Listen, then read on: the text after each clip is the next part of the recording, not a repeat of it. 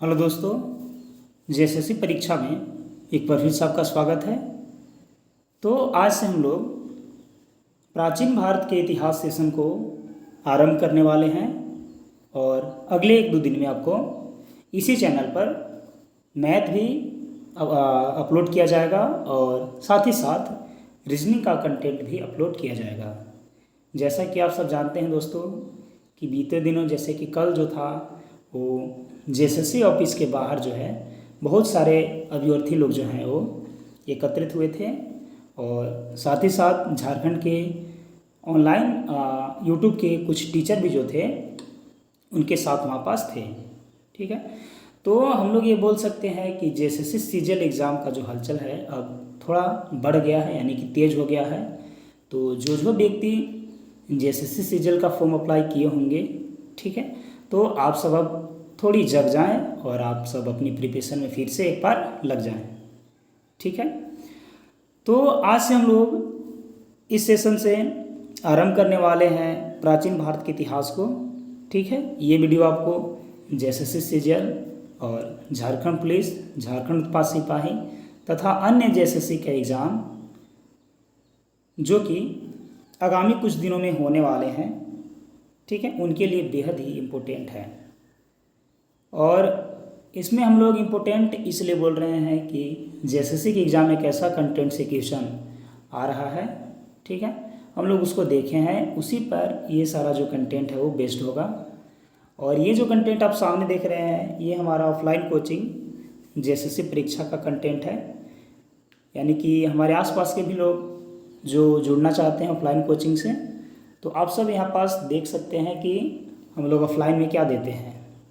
ठीक है, तो चलिए हम लोग शुरू करते हैं आज का एक क्लास को। ठीक है, देखिए ये सेशन है प्राचीन भारत के इतिहास का, लेकिन हम लोग इतिहास में बहुत पीछे जाने वाले हैं। ठीक है, तो लगभग कितना पीछे हम लोग जाने वाले हैं, तो 15 अरब वर्ष पूर्व जो है हम लोग जाने वाले हैं। अब 15 अरब वर्ष अपने आप में बहुत एक बड़ा टाइम ट्रेवल होता है। ठीक है, तो देखिए 15 अरब वर्ष पूर्व जो है ना ये ब्रह्मांड था, ठीक है, और ना ही ये सौरमंडल था। मतलब हम बोल सकते हैं कि उस समय में जो था तो एक छोटा सा परमाणु के जैसा एक पॉइंट था। ठीक है, कह सकते हैं कि एक छोटा सा परमाणु था ना। तो उसमें जो है 13.7 अरब वर्ष पूर्व जो है एक ब्लास्ट होता है उसी छोटे से परमाणु में। ठीक है, और ब्लास्ट के स्वरूप 13.7 अरब वर्ष पूर्व क्या होती है, तो ब्रह्मांड की उत्पत्ति होती है। ठीक है, बिग बैंग थ्योरी हमें ये चीज़ बताता है कि 13.7 अरब वर्ष पूर्व जो है एक छोटे से परमाणु में एक विस्फोट होता है जिससे हमारा ब्रह्मांड उत्पन्न हुआ है और जो अभी भी लगातार फैलता जा रहा है। ठीक है, तो ये है बिग बैंग का सिद्धांत। चलिए आगे बढ़ते हैं। तो उसके आगे क्या होता है कि 4.5 अरब वर्ष पूर्व जो है वो पृथ्वी का उत्पत्ति होता है। और ये पृथ्वी का उत्पन्न उस समय किस रूप में हुआ होगा दोस्तों, जैसे देखिए हम लोग समझते हैं तो उस समय ये जो पानी वाला जो भाग था जिसको हम लोग बोल सकते हैं कि महासागर था, और उसके बीच में एक छोटा सा जमीन का पार्ट था। ठीक है, जैसे कि हम लोग यहाँ पास दूसरा कलर का प्रयोग करते हैं, ये जो है दोस्तों ये जमीन का पार्ट है ना। तो उस समय जो पृथ्वी का उत्पत्ति हुआ था, ये जो पानी वाला भाग है इसको हम लोग बोलेंगे पैंथालासा। क्या बोलेंगे, इसको हम लोग बोलेंगे पैंथालासा। ठीक है, और जो ये ज़मीन का टुकड़ा था इसको हम लोग बोलेंगे पैंजिया। ठीक है, इसको हम लोग क्या बोलेंगे, इसको हम लोग बोलेंगे पैंजिया। तो याद रखिए कि उस समय जो पृथ्वी बना हुआ था उसमें मिट्टी का जो पार्ट था वो एक बड़ा सा द्वीप के समान था ना, तो उसको हम लोग बोलेंगे महाद्वीप के समान था। माने वो टुकड़ा का कोई पार्ट नहीं था, वो टुकड़ा एक ही में जो है अटैच था। ठीक है। और जो पानी वाला पार्ट था उसको हम लोग बोलते हैं पैंथालासा, और ये जो जमीन का टुकड़ा उसको बोलेंगे पैंजिया। ठीक है। तो चलिए आप लोग मेरे साथ 3 बार रिपीट कीजिए। देखिए, जो पानी वाला पार्ट था उसको बोलेंगे पैंथालासा, पानी वाला पार्ट को क्या बोलेंगे, पैंथालासा। पानी वाला जो पार्ट था उसको बोलेंगे पैंथालासा।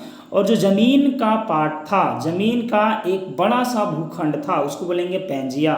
जमीन के उस बड़े से भूखंड को क्या बोलेंगे, पैंजिया। जमीन के उस बड़े से भूखंड को क्या बोलेंगे, पैंजिया बोलेंगे। ठीक है। अब चलिए हम लोग आगे बढ़ते हैं, इतना हम लोग समझ गए। देखिए, तो उसी पैंजिया पर चूंकि जल जो है वो अप्रोक्स 75% के आसपास थी। ठीक है। तो उसमें क्या हुआ कि धीरे धीरे जलीय जीवों का विकास हो गया, है ना।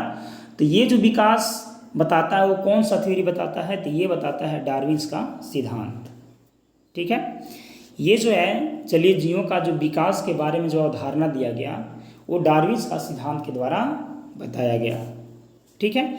तो आपसे अगर पूछ लिया जाएगा कि 13.7 अरब वर्ष पूर्व जो परमाणु विस्फोट हुआ था उसको कौन सा सिद्धांत बोलते हैं, तो बिग बैंग थ्योरी बोलते हैं उसको, बिग बैंग सिद्धांत। और उसी प्रकार पूछा जाएगा कि सबसे पहली बार जो जलीय जीवों का विकास हुआ वो किस थ्योरी पर बेस्ड है, तो वो बेस्ड है डार्विन्स का सिद्धांत। ठीक है, याद रखिएगा।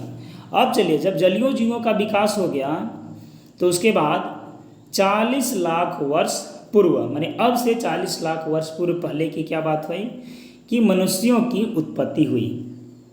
तो मनुष्यों की जो उत्पत्ति हुई ये वो कहाँ पास हुई थी, तो ऐसा बताया जाता है कि वो मनुष्य की जो उत्पत्ति वो हुआ था अफ्रीका महाद्वीप में।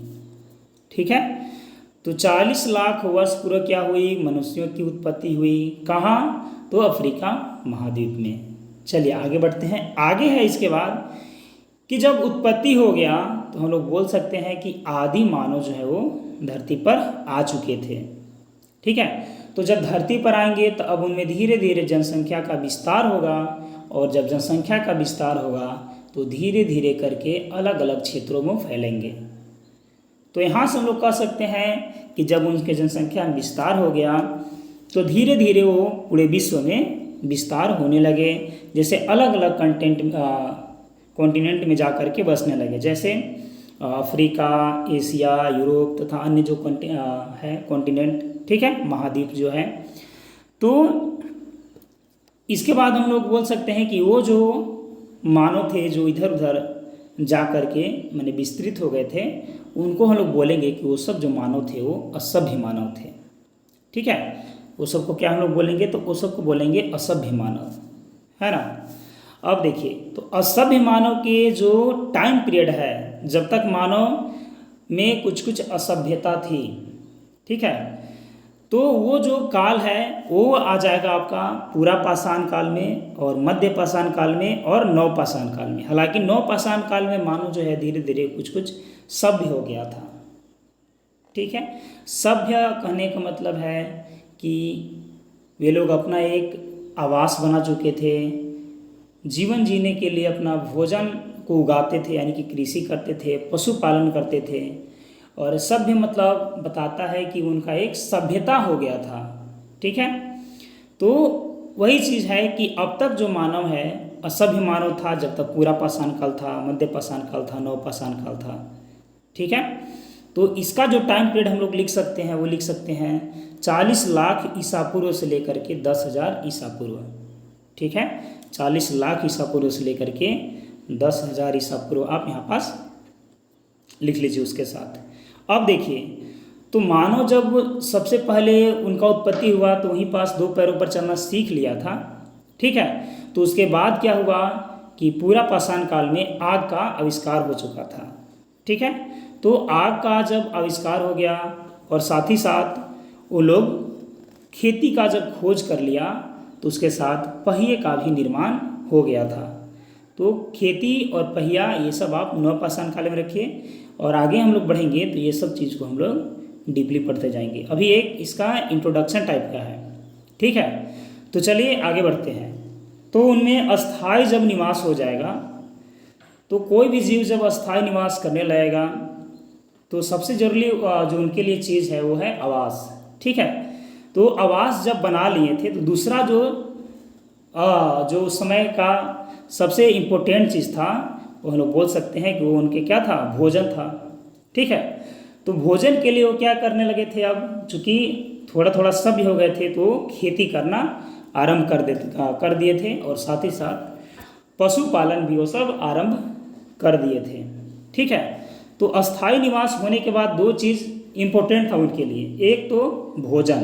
ठीक है, तो भोजन के लिए वो सब क्या करते थे कि खेती करना धीरे धीरे शुरू कर लिए थे और पशुपालन भी करना आरंभ कर चुके थे।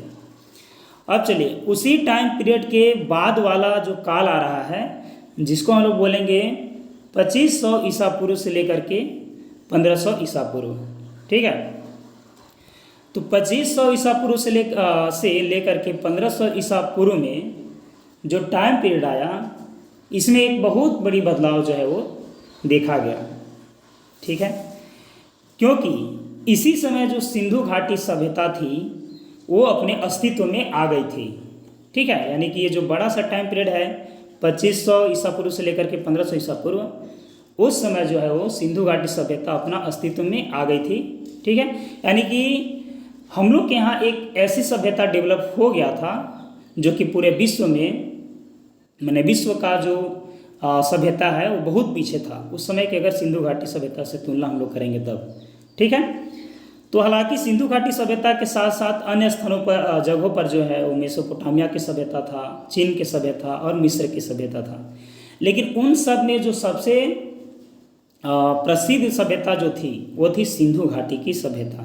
ठीक है, तो चूंकि हम लोग प्राचीन भारतीय इतिहास पढ़ रहे हैं तो हम लोग यहाँ से मेसोपोटामिया की सभ्यता और चीन की सभ्यता और मिस्र की सभ्यता को ऐड नहीं करेंगे। ठीक है, तो हम लोग सिंधु घाटी सभ्यता को ऐड करेंगे और आगे बढ़ जाएंगे। ये हम लोग विथ रिस्पेक्ट टू एक तुलना करने में, जब मान लीजिए कि किसी अच्छे चीज़ को तुलना करना है तो उसके ही जैसा कुछ चीज़ को लेना पड़ता है तब तुलना होगा।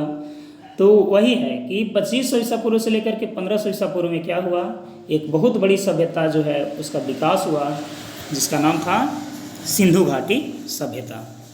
अब देखिए टाइम पीरियड है 1500 बीसी से 600 बीसी, माने 1500 ईसा पूर्व से लेकर के 600 ईसा पूर्व। देखिए हालांकि आपको बीसी और एडी समझ में आ गया होगा, लेकिन एक बार फिर से हम समझा देते हैं। जैसे अगर ये जीरो का काल है, यानी कि यहाँ पास अगर ईसा मसीह का जन्म हुआ है तो उसके जो बाद वाला समय है, उनके जन्म के बाद वाला जो समय है उसको हम लोग बोलेंगे एडी। उसको क्या बोलेंगे हम लोग, उसको एडी बोलेंगे। ठीक है, और जो ईसा मसीह के जन्म का जो पहले का समय है उसको हम लोग बोलेंगे बीसी। ठीक है, ईसा पूर्व, और ईसा मसीह के जन्म वाला समय को बोलेंगे ईसवी। ठीक है, तो एक है बिफोर क्राइस्ट, ठीक है, एक है एनो डोमिनी। ठीक है, इसको आफ्टर द जीसस क्राइस्ट बोल सकते हैं। ठीक है, और बीसी को बोलते हैं बिफोर द जीसस क्राइस्ट। तो बीसी को बोलते हैं ईसा पूर्व और एडी को बोलेंगे ईसवी। यहाँ से आप याद रखिएगा इस चीज़ को। चलिए देखिए, तो जो 1500 ईसा पूर्व और 600 ईसा पूर्व के बीच का जो समय है उसमें वैदिक सभ्यता आई। और वैदिक सभ्यता कैसी सभ्यता थी, तो वैदिक सभ्यता जो थी वो एक ग्रामीण सभ्यता थी। और वैदिक सभ्यता वाले जो लोग थे वो कैसे लोग थे, तो आर्य लोग थे। अब देखिए आर्य लोग कहाँ से आए, तो आर्य लोग के ऊपर भी बहुत सारा जो इतिहासकार हैं वो अलग अलग अपना मंतव्य दिए हैं। ठीक है, तो जब हम लोग पढ़ेंगे वहाँ पास तो अलग अलग जो इतिहासकर्ता है उनके मत को हम लोग जानेंगे। चूँकि सिंधु घाटी सभ्यता पूरा जो जनसंख्या था उसके साथ ही सब चीज़ विनाश हो गया था, तो कोई आदमी आएगा जो वैदिक सभ्यता में आकर के रहेगा। तो हालांकि मध्य एशिया से आ रहे थे ऐसे बहुत सारे लोगों ने बताया। ठीक है, तो हम लोग वहाँ पास पढ़ लेंगे इस चीज़ को। और 600 ईसा पूर्व से लेकर के जो 300 ईसा पूर्व तक का जो समय है, ठीक है, तो उसी कालखंड में ऐसा बोला जाता है कि सबसे पहले रामायण हुआ, उसके बाद कृष्ण अवतार हुआ और फिर महाभारत हुआ। तो लगभग हम लोग कह सकते हैं कि ये वाला जो तीनों टाइम पीरियड है, ठीक है, ये हिंदू धर्म के लिए बेहद ही इम्पोर्टेंट है। तो ये जो टाइम पीरियड है लगभग 300 से 250 ईसा पूर्व तक आते आते ये सारा जो चीज़ है वो हो चुका था।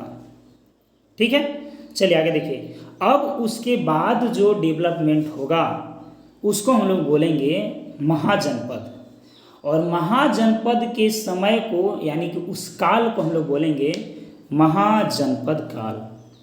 ठीक है, तो उस समय जो जनपदों की संख्या थी महाजनपदों की वो 16 महाजनपद था।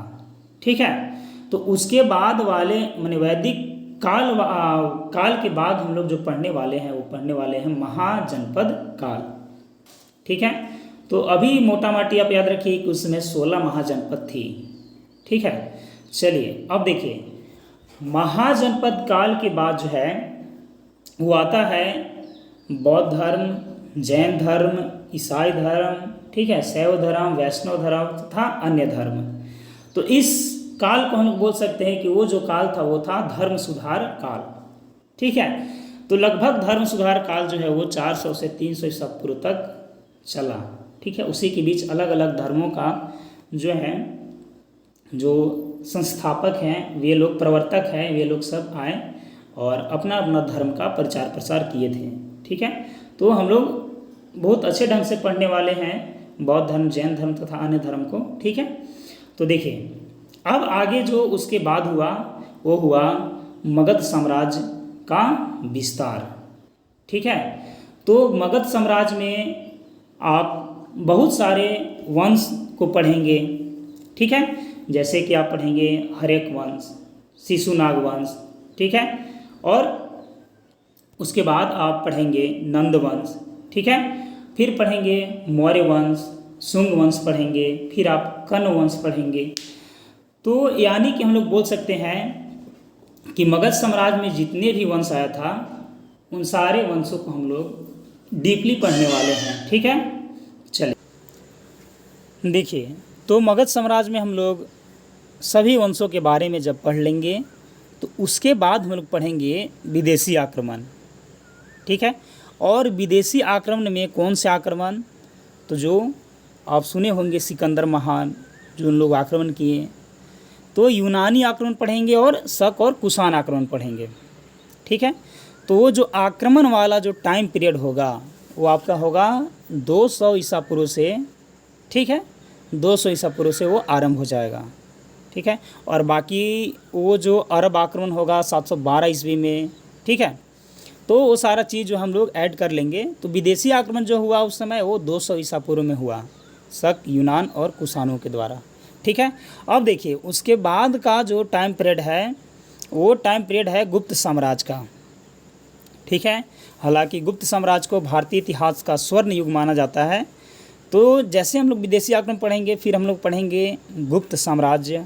ठीक है, गुप्त साम्राज्य के बाद हम लोग पढ़ेंगे जो गुप्त उत्तर काल था, मतलब जब गुप्त साम्राज्य धीरे धीरे ख़त्म हो रहा था तो उस समय जो है वो भारत की दशा क्या थी, और उसी समय के कुछ दक्षिण के शासक के बारे में भी हम लोग पढ़ेंगे। ठीक है, तो चलिए आगे बढ़ते हैं। आगे देखिए, तो जब हम लोग दक्षिण के शासक को पढ़ लेंगे तो वहाँ से जो टाइम पीरियड आरंभ होता है वो आरंभ होता है मध्यकालीन भारत का। ठीक है, तो मध्यकालीन भारत में जैसे हर्षवर्धन काल पढ़ेंगे, गुर्जर प्रतिहार पढ़ेंगे, उत्तर भारत के जो उसमें साम्राज्य था उसके बारे में पढ़ेंगे, फिर सल्तनत काल पढ़ेंगे, दिल्ली सल्तनत पढ़ेंगे, और फिर मुग़ल काल पढ़ेंगे। ठीक है, तो मध्यकालीन का भी अपना एक अलग एक डिस्ट्रीब्यूट है, उसका पूरा भाग है। ठीक है, उसका भी बहुत सारा ब्रांचेज बनता है, वो इतना ही मध्यकालीन ख़त्म नहीं होगा, ये सिर्फ इंट्रोडक्शन के लिए है। ठीक है, अब देखिए, तो जब हम लोग मध्यकालीन भारत पढ़ लेंगे तो उसके बाद हम लोग पढ़ेंगे आधुनिक भारत का इतिहास।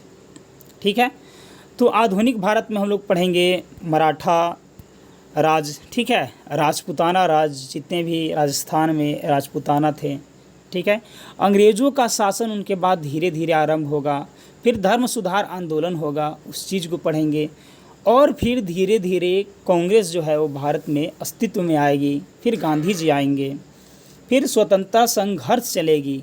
ठीक है, और फिर देश आज़ाद होगा। ठीक है, फिर भारत चीन युद्ध हो गया, भारत पाकिस्तान युद्ध हो गया। तो इस तरह से हम लोग एक इतिहास का ओवरव्यू देखने वाले हैं। ठीक है, तो चूँकि आज का जो एक क्लास था वो ये सिर्फ इंट्रोडक्शन क्लास था। देख लीजिए यहाँ पास आपको अगर पेंजिया और पैंथालासा का पार्ट आपको समझ में नहीं आया होगा तो आप इस चीज़ को ऐसे करके आप यहाँ से लिख सकते हैं। ठीक है, तो पेंजिया हम क्या बताए थे कि पेंजिया एक बहुत बड़ा भूमि का टुकड़ा था जिसको महाद्वीप बोला जाता है, और पैंथालासा एक बहुत बड़ा महासागर था जिसको महासागर या पैंथालासा बोला जाता है। अब देखिए, अब उसके बाद हम लोग आधुनिक भारत में जब आएंगे तब यूरोपीय कंपनियों का आगमन पढ़ेंगे। जैसे पुर्तगाली पहले आए, फिर डच आए, फिर अंग्रेज़ आए, फिर फ्रेंच आए। ठीक है, हालांकि ऑफलाइन क्लास में इंट्रोडक्शन का ही सिर्फ 2 घंटे के क्लास होता है क्योंकि सारे चीज़ को वहाँ पास ऑफलाइन में रटाया जाता है। ठीक है, समझाने के साथ यदि आपको इतिहास रटाया भी नहीं जाएगा तो याद नहीं होगा। जैसे पुर्तगाली कब आए तो 1498 में, पुर्तगाली लोग कब आए 1498 में, डच कब आए 1602 में, डच कब आए 1602 में, अंग्रेज़ कब आए 1608 में, फ्रेंच कब आए 1664 में। तो इसी चीज़ को अगर बार बार क्लास में रिपीट होगा तो आपको याद हो जाएगा। ठीक है, चलिए आगे बढ़ते हैं। आगे देखिए, आगे है मुग़ल साम्राज्य का विघटन और क्षेत्रीय शक्तियों का धीरे धीरे उदय कैसे हुआ। जैसे बंगाल अस्तित्व में आया, अवध के नवाब आए, हैदराबाद के निज़ाम आए। ठीक है, कर्नाटक का जो अलग अलग शासक थे, जो कर्नाटक युद्ध हुआ था, 4 युद्ध हुआ था उनमें, तो सारे चीज़ों को हम लोग यहाँ पास पढ़ेंगे। अंग्रेज़ों की भारत विजय जब हुआ, ठीक है, और कर्नाटक का युद्ध से जब दक्षिण भारत के लोग अंग्रेज़ों के वश में आए। ठीक है, तो इस सारे जो चीज़ है हम लोग पढ़ने वाले हैं। बंगाल में जब प्लासी बक्सर का युद्ध हुआ 1757 और 1764 वाला, उसको पढ़ेंगे। और मैसूर का एक अलग साम्राज्य टीपू सुल्तान का कहानी पढ़ेंगे। ठीक है, 1799 वाली। और मराठा संघ की समाप्ति कैसे हुई उसको पढ़ेंगे। और पंजाब को अधिग्रहण यानी कि पंजाब पर कब्जा कैसे किया गया उस चीज़ को बारे में हम लोग पढ़ेंगे। अब देखिए, उसके बाद है दास्ता का बंधन कैसे मुक्त हुआ। दास्ता का बंधन मतलब हम लोग कैसे आ गए अंग्रेज़ों के दास्ता में, और अंग्रेज़ों द्वारा शोषण हम लोगों के साथ जो किया गया उस चीज़ को पढ़ेंगे। उसके बाद है कि राष्ट्रवादी जागरण शुरू हुआ। ठीक है, मतलब देश के सभी लोगों को जगाया गया स्वतंत्र होने के प्रति। और उसके बाद है राजनीतिक संस्थाओं का धीरे धीरे स्थापना हुआ। जैसे कांग्रेस का स्थापना हुआ 1885 में। तो इन सारे चीज़ों को पढ़ेंगे। फिर स्वतंत्रता संग्राम जो उसमें गतिशीलता आई। स्वतंत्रता संग्राम तो चल रही थी लेकिन बहुत धीरे धीरे चल रही थी, तो उसमें गतिशीलता कैसे आया और अंततः जो है भारत स्वतंत्र हो गया। ठीक है, तो चूँकि आज का ये क्लास इंट्रोडक्शन क्लास था, तो कल से हम लोग जो है वो इस चीज़ को डीपली पढ़ेंगे। और हम लोग अब हिंदी के पेपर 2 के साथ ही साथ हिस्ट्री का पार्ट पढ़ेंगे और मैथ का पार्ट पढ़ेंगे और रीजनिंग का पार्ट भी हम लोग पढ़ेंगे।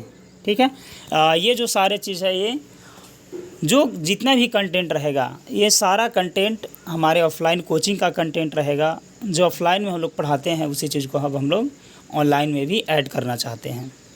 ठीक है, तो चलिए हम लोग मिलते हैं अगले वीडियो में। तब तक के लिए धन्यवाद।